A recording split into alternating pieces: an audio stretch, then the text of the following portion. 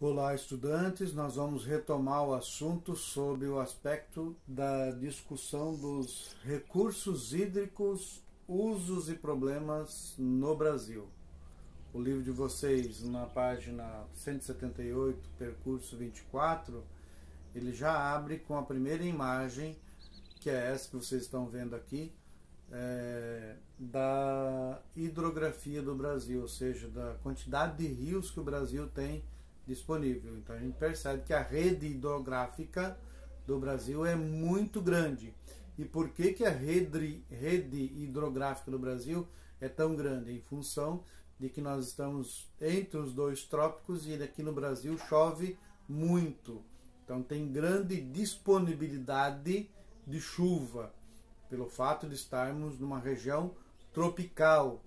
E essa região tropical, ela tem um volume de chuvas que tem um sistema que a gente já trabalhou, que é aquela questão dos rios voadores. Os rios voadores, que é essa imagem que eu estou colocando aqui também, eles vêm da região dos ventos alísios, na região nordeste.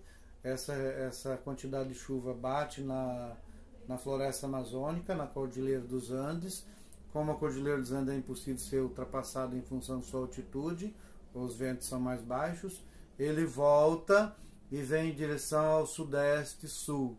Ou seja, então o Brasil, a região sudeste, é servida grandemente por esse sistema, por essa mecânica dos rios voadores que trazem chuva.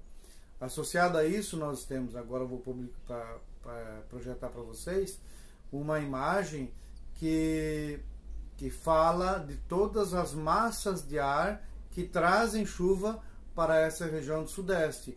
E é bastante grande a quantidade de massas de ar que agem na região sudeste. Então, seria impossível de se admitir que a gente tivesse uma crise hídrica.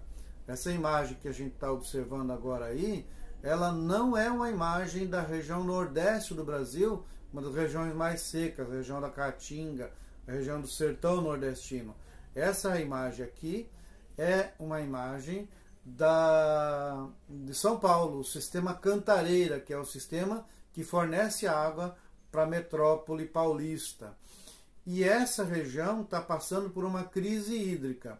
A pergunta é, como é que se pode entender uma crise hídrica na região que tem maior disponibilidade de água, que seria a região de São Paulo, né? Ou toda essa região sudeste do Brasil? Só temos uma resposta, é a falta de capacidade, a falta de gerenciamento para resolver a crise hídrica. A crise hídrica em São Paulo, ela tem apenas um objetivo: aumentar o preço da luz elétrica, aumentar o preço da energia elétrica a partir da desculpa de que os reservatórios estão baixos e em função disso você tem menos oferta de água. Então a gente vai ter um aumento do preço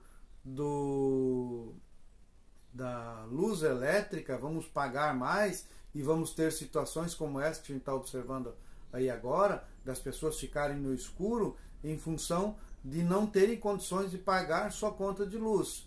E por que elas não vão ter condições de pagar sua conta de luz? Por causa de toda a crise que nós vivemos e porque o governo está favorecendo a um determinado setor, que é o setor empresarial energético do Brasil. Eu vou trazer dois textos que vão ficar na sequência desse vídeo que vocês estão vendo, que vai trazer duas perspectivas de observação dessa questão da crise hídrica. Uma fala especificamente dos problemas, das causas, das consequências e o que nós vamos ter que fazer. E vocês vão perceber que logo de cara a primeira informação é que a gente reduza o consumo de água. E aí a gente vai perceber que nós, enquanto sociedade civil, somos aqueles que menos utilizamos água. Aqueles que mais utilizam água, que é a indústria e a agricultura, é aquele que não paga.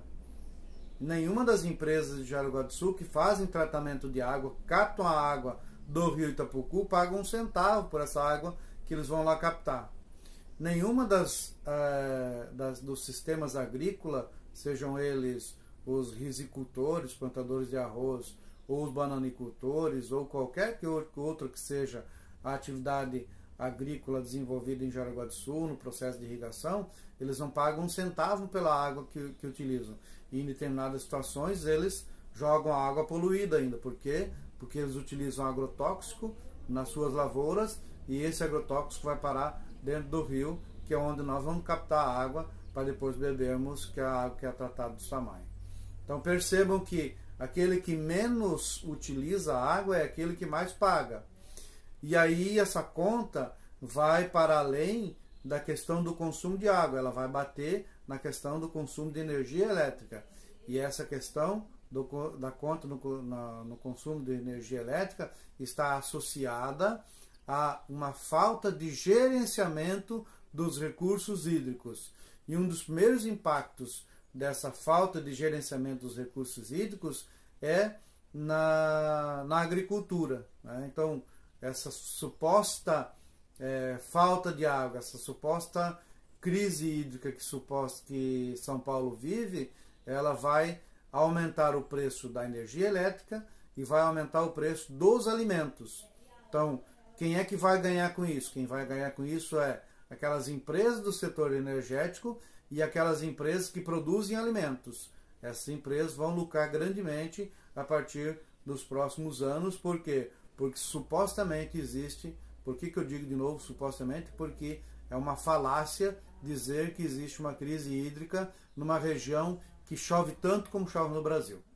Na verdade, o que existe é uma falta de gerenciamento e uma intenção de criar uma crise hídrica para que a população tenha que pagar mais e aí encher os bolsos, numa linguagem chula, encher as burras dos bolsos dos grandes empresários, e eu tenho um posicionamento totalmente contrário a essa situação.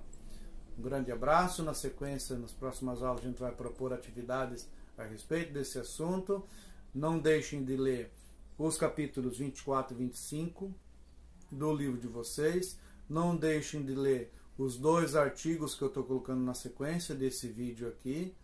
E com base nisso, vocês vão ter condições de estarem respondendo a atividade que eu proponho lá mais tarde. Um grande abraço, esperamos que a pandemia acabe e que o pandemônio seja destituído.